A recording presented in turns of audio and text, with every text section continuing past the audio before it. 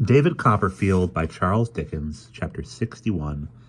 A light shines my way. For a time, at all events until my book should be completed, for which would be the work of several months, I took up my abode in my aunt's house in Dover. And there, sitting in the window from which I had looked out at the moon upon the sea, when the roof first gave me shelter, I quietly pursued my task. Occasionally I went to London to lose myself in the swarm of life there, or to consult with Traddles on some business point. He had managed for me in my absence with the soundest judgment, and my worldly affairs were prospering. As my notoriety began to bring upon me an enormous quantity of letters from people of whom I had no knowledge, chiefly about nothing and extremely difficult to answer, I agreed with Traddles to have my name painted up on his door. There the devoted postman on that beat delivered bushels of letters for me, and there, at intervals, I labored through them, like a Home Secretary of State without the salary. I wondered at first why I so often found Sophie writing in a copybook, and why she always shut it up when I appeared, and hurried into the table drawer, but the secret soon came out. One day, Traddles, who had just come home through the drizzling sleet from court, took a paper out of his desk and asked me what I thought of that handwriting. "Oh, don't, Tom!" cried Sophie, who was warming his slippers before the fire. "My dear," returned Traddles in a delighted state, "why not? What do you say to that writing, Copperfield?" It's extraordinarily legal and formal," said I. "I don't think I ever saw such a stiff hand." "Not like a lady's hand, is it?" said Traddles. "A lady's?" I repeated. "Bricks and mortar are more like a lady's hand."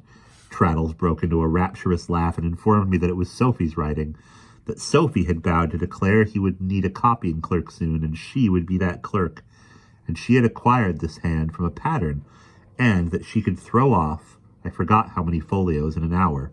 Sophie was very much confused by my being told all this, and said that when Tom was made a judge, he wouldn't be so ready to proclaim it, which Tom denied, averring that he should always be equally proud of it under all circumstances. The year came round to Christmas time, and I had been at home above 2 months. I had seen Agnes frequently, at least once a week, and sometimes oftener. I rode over there and passed the evening. This Christmas time being come, and Agnes having reposted no new confidence in me, a doubt that had several times arisen in my mind, whether she could have the perception of the true state of my breast, which restrained her with the apprehension of giving me pain, began to oppress me heavily. I resolved to set this right beyond all doubt. If such a barrier were between us, to break it down at once with a determined hand. It was what lasting reason have I to remember it, a cold, harsh winter day. There had been snow some hours before, and it lay not deep, but hard frozen on the ground. Out at sea, beyond my window, the wind blew ruggedly from the north. "Riding today, Trot?" said my aunt, putting her head in at the door. "Yes," said I am going over to Canterbury. It is a good day for a ride." "I hope your horse may think so too," said my aunt. "But at present he is holding down his head and his ears, standing before the door, there as if he thought his stable preferable." My aunt, I may observe, allowed my horse on the forbidden ground, but had not at all relented toward donkeys. "He will be fresh enough presently," said I. "The ride will do his master good, at all events," observed my aunt, glancing at the papers on my table. "Ah, child, you pass a good many hours here. I never thought when I used to read books what work it was to write them." "It's work enough to read them sometimes," I returned. "As to writing, it has its own charms, aunt." "Ah, I see," said my aunt. "Ambition, love and approbation, sympathy and much more, I suppose. Well, go along with you." "Do you know anything more?" said I, standing compositely before her. She had patted me on the shoulder and sat down in my chair. "Of that attachment of Agnes?" She looked up at my face a little before replying. "I think I do, Trot." "Are you confirmed in your impression?" I inquired. "I think I am, Trot." She looked so steadfastly at me, with a kind of doubt, pity, or suspense in her affection, that I summoned the stronger determination to show her a perfectly cheerful face. "And what is more, Trot," said my aunt, Yes, I think Agnes is going to be married. God bless her, said I cheerfully. God bless her, said my aunt. And her husband, too. I echoed it, parted from my aunt, and went lightly downstairs, mounted and rode away. There was greater reason than before to do what I had resolved to do. I found Agnes alone by the fire, reading. She put down her book on seeing me come in, and having welcomed me as usual, took her work-basket and sat in one of the old-fashioned windows. I sat beside her on the window seat, and we talked of what I was doing, and when it would be done, and of the progress I had made since my last visit.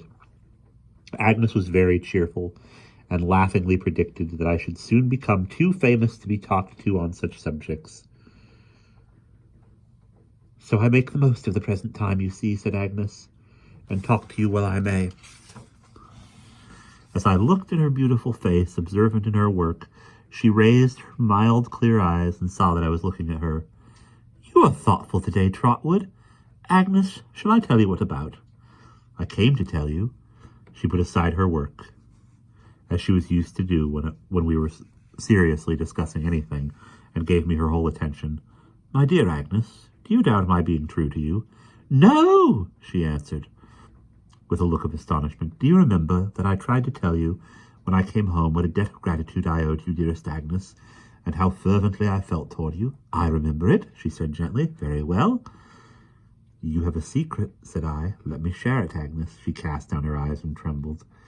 I could hardly fail to know, even if I had not heard, but from other lips than yours, Agnes, which seems strange, that there is someone upon whom you have bestowed the treasure of your love. Do not shut me out of what concerns your happiness so nearly. If you can trust me, as you say you can, and as I know you may, let me be your friend, your brother in this matter of all others. With an appealing, almost reproachful glance, she rose from the window and, hurrying across the room, as if without knowing where, put her hands before her face and burst into such tears as smote me to the heart. And yet they awakened something in me, bringing promise to my heart. Without my knowing why, these tears allied themselves with the quietly sad smile which was so fixed in my remembrance and shook me more with hope than fear or sorrow. Agnes! Sister, dearest, what have I done? Let me go away, Trotwood. I am not well. I am not myself. I will speak to you by and by. Another time I will write to you. Don't speak to me now. Don't. I must say more. I must speak plainly. If you have any lingering thought that I could envy the happiness you will confer, that I could not resign you to a dearer protector of your own choosing, that I could not, from my removed place, be a contented witness of your joy, dismiss it, for I don't deserve it. She was quiet now. In a little time she turned her pale face toward me, and said in a low voice, broken here and there, but very clear, I owe to you your pure friendship for me, Trotwood, which, indeed, I do not doubt. To tell you, you are mistaken. If I have any secret, it is no new one, and it is not what you suppose. I cannot reveal it, or divide it. It has long been mine, and must remain mine. Agnes, stay a moment. She had gone away, but I detained her. I clasped my arm about her waist. It is not a new one. New thoughts and hopes were whirling through my mind, and all colors of my life were changing. Dearest Agnes, whom I respect and honor, who I so devoutly love, when I came here today, I thought that nothing could have wrested this confession from me. But, Agnes, if I have indeed any new-born hope that I may ever call you something more than sister, widely different from sister— Her tears fell fast, and they were not like those she had lately shed. Still weeping, but not sadly, joyfully, and clasped in my arms, as she had never been, as I had thought she never was to be. When I loved Dora fondly, Agnes, as you know— Yes, she cried earnestly. I am glad to know it. When I loved her, even then my love would have been incomplete without your sympathy. I had it, and it was perfected. And when I lost her, Agnes, what should I have been without you still?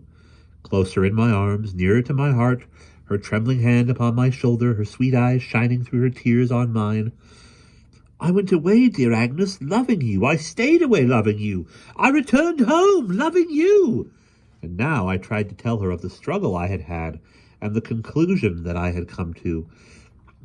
If she did not love me, I said that she could take me for her. If she did so love me, I said that she could take me for her husband. She could do so on no deserving of mine, except upon the truth of my love for her.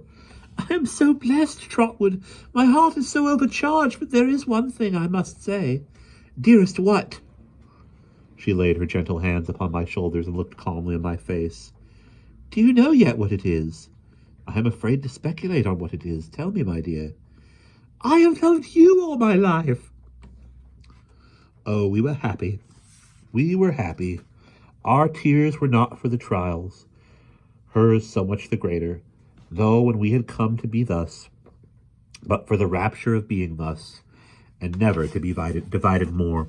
We walked the winter evening in the fields together, and the blessed calm within us seemed to be partaken by the frosty air. The early stars began to shine. While we were lingering on and looking up to them, we thanked our God for having guided us to this tranquility. We stood together in the same old-fashioned window at night, when the moon was shining, Agnes with her quiet eyes raised up to it. I followed her glance. Long miles of road then opened out before my mind, and toiling on, I saw a ragged, way-worn boy, forsaken and neglected, who should come to call even the heart now beating against mine his own. It was nearly dinner time next day when we appeared before my aunt. She was up in my study, Peggotty said, which it was her pride to keep in readiness and order for me. We found her in her spectacles, sitting by the fire. Goodness me, said my aunt, peering through the dusk. Who's this you're bringing home? Agnes, said I. As we had arranged to say nothing at first, my aunt was not a little discomfited. She darted a hopeful glance at me when I said Agnes, but seeing that I looked as usual, took off her spectacles in despair and rubbed her nose with them. She greeted Agnes heartily none the less, and we were soon in the lighted parlor downstairs at dinner.